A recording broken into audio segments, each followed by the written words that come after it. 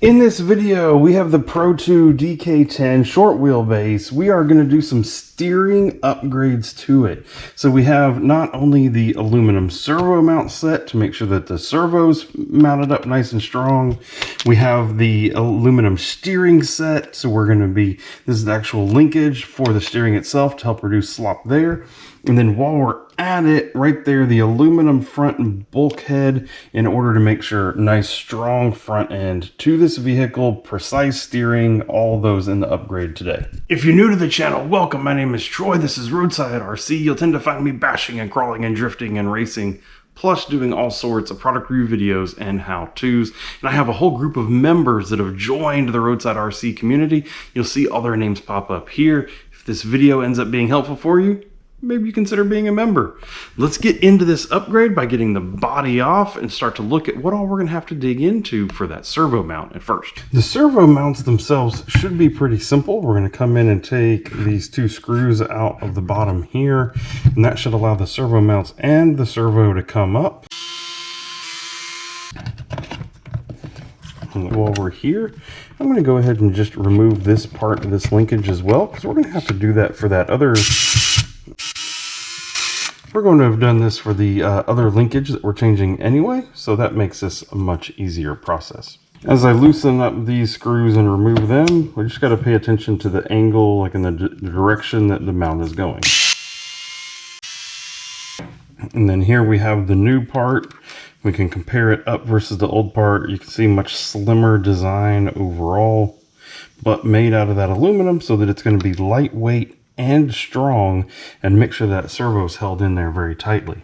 As we go to put this back on, we are putting a metal screw into a metal piece, which means you need some blue thread sealer. So this is Permatex. This is the Permatex gel that I use. It works really, really well. I'll leave a link to it down in the video description.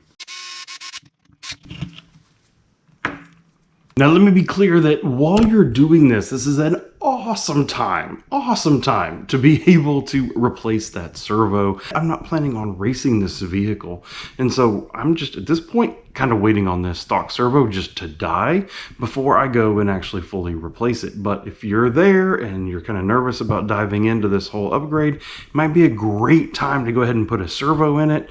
I have some from Zuske that I order online, a 35 kg and a 40 kg, that they are awesome. They'd be a direct bolt-in fit here and work great.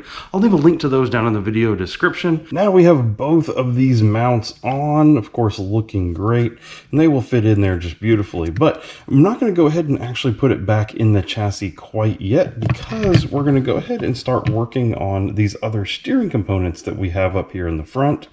I'm going to start by going ahead and getting rid of these two screws, getting them out of there. We're going to end up having to come over here, take some more of these screws out, plus I believe the front bumper bulkhead screw down here at the bottom, because we need to get access to this whole front piece.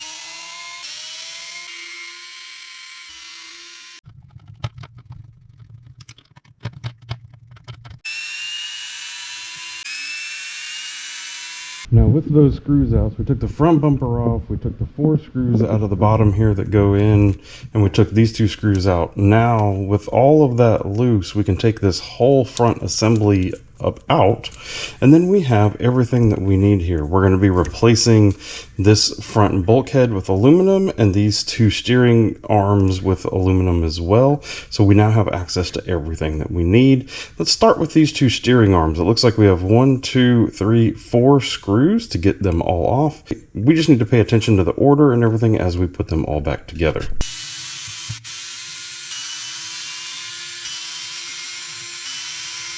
As we look at this setup here, we can then line up our new parts and make sure we can see how our new parts are going to line up compared to the plastic ones. Make sure that the orientation is the same. Everything there is looking quite good. We're going to pull this screw assembly out, and then we need to transfer over these bearings into the new part. And I'm just going to use a simple awl here and just poke them out. And then at that point we can slide them back in. Again, from this orientation, this one went this way, so we're going to go ahead and carefully put that back together. Now, this kit comes with these two very, very small washers, and it gives no indication of where those should be placed at all. Zero, literally zero. And so I've been spending some time here trying to match up these parts and understand, you know, do they need to come in here? Where do they need to go? My best bet as of right now is that they want these to come in underneath here. They fit these screws just perfect. And that is in order to raise this tie bar up off of the parts just ever so slightly to make sure that there's no interference as it spins, right? You see that there? It'll raise it up ever so slightly. That's my guess. I really don't know because it doesn't, the old parts didn't have anything like that on them. And the new parts have zero instructions, and it looks like the dimensions all match up perfectly. So I cannot tell yet very precisely where I think these need to go. We're going to bolt it back in place and see what we think happens. As we put these screws from this linkage back into this, make sure that we again are using Loctite or some kind of thread locker because we are going into a metal screw into a metal piece. Well, that whole setup looks good, moves super free, so very happy to do that. Supposedly this is a common break point on these, so I am very happy to get these just a little bit stronger for us here. As we step into this next piece, we're going to be putting this new aluminum bulkhead in place of the factory plastic one. It means we need to take out at least these two screws here at the front, along with the two pin retainer screws in the rear. Should be able to slide the pins out and then swap everything over. We're going to want to do it piece by piece though, because you don't want to lose anything as you're trying to change the steering.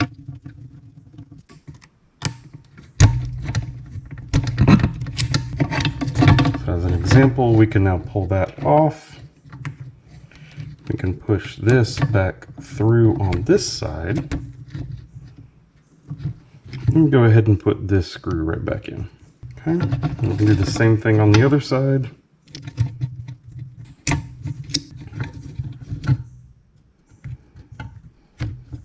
And then on the remaining front bulkhead here, we can take out these two screws. And then we can transfer that plate over, making sure that we notice the orientation. You see the bumps up are towards the top. We then move this plate over, make sure that it captures these pins as we go on. That helps with alignment there. And then again, we're going to be putting these screws back, metal screw into metal piece. So we need a little bit of thread locker. Well, now look at that. We are looking really nice. Couple little upgraded parts in here. Love that Team Associated blue. Like, we are in great shape. So now we are just going to bolt all this back onto the front of the chassis just as it came off. The screws down here in the bottom, the two screws up here. Get the servo mounted back up, and then we should be in great shape. Just a reminder, as we're putting all these parts in, we are putting Loctite on them because that is metal into metal. And just like that, the whole front and steering components of this vehicle are set up for a little bit better success. Yes, there's probably still more that I'm going to do to it. I will swap the servo and the servo horn out at some point. Again, like I said, I'm just going to wait on those to die first before I do it. But that aluminum bulkhead down in there, this blue steering components up here, the servo mount, all has me set up for good success. Very happy to have these upgrades in there. If you are thinking about doing these same upgrades to any of your two-wheel drive Team Associateds and you have any questions about it, feel free to leave them down in the comments below and I'll do my best to respond. If you're curious about anything that I've already done to this vehicle, come over here and check out this two-wheel drive Team Associated playlist that I have over to your right. Click there and you'll see everything that I've done. Thank you and goodbye.